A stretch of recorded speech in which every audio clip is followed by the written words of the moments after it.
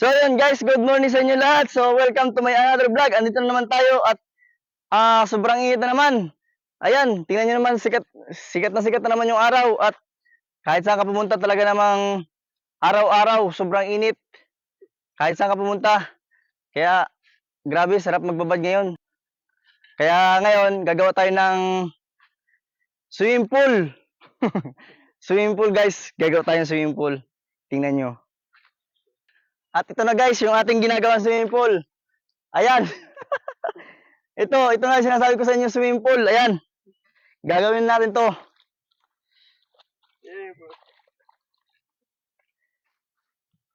Kailangan nating maligo para hindi tayo mainitan. Ito ang swimming pool sa amin. Ganito ang paggawa ng swimming pool sa amin. Sa probinsya guys.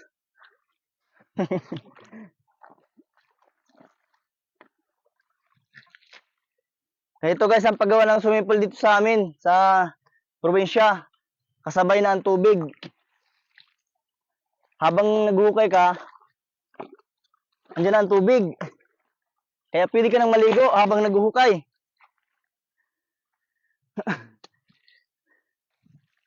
Ito guys yung buhay probinsya ko ngayon. Tigas. Ano mo na? Nakaputol yung pala.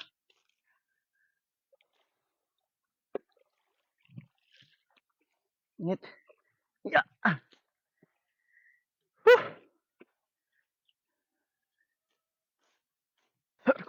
Reko. Re. So yun guys. At mainit na. Sobrang init na talaga. At mamayang hapon na naman natin ipagpatuloy ito. Tataasan pa to para tumaas pa yung tubig. Maliit lang siya pero okay na yan. So yun guys. At hanggang dito lang guys. At sana suportahan yung aking YouTube channel, Jules Vlogs TV. Sa hindi pa nakakapag-subscribe, subscribe na kayo guys. Sana suportahan nyo ako guys. At subaybayan nyo ang aking buhay probinsya. Palasdaan talaga yan guys. Hindi yan swimming pool. Ito yung isda oh. Ayan oh. May mga isda na siya. Oh. At may balak pa talagang kuhanin ng aso. Kala niya mahuhuli niya yan. Butchok ko eh. Ayan. Palalimin pa natin yung hukay nun para tumastas pa yung tubig. Para mas magandang paligawan ng tilapia. Ayan. Ito pa mayroon pang isa oh. Masarap dito guys. Kasi malilim. Ito guys yung aming noong una dito talaga yung iiwan namin, liguan yung mga bata pa kami. Ayan, ang sarap ng tubig dito.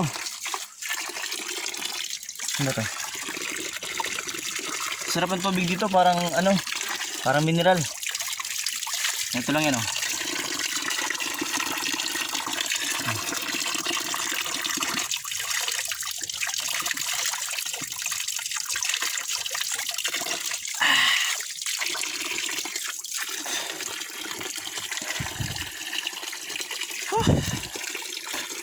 Sarap ang tubig, lamig.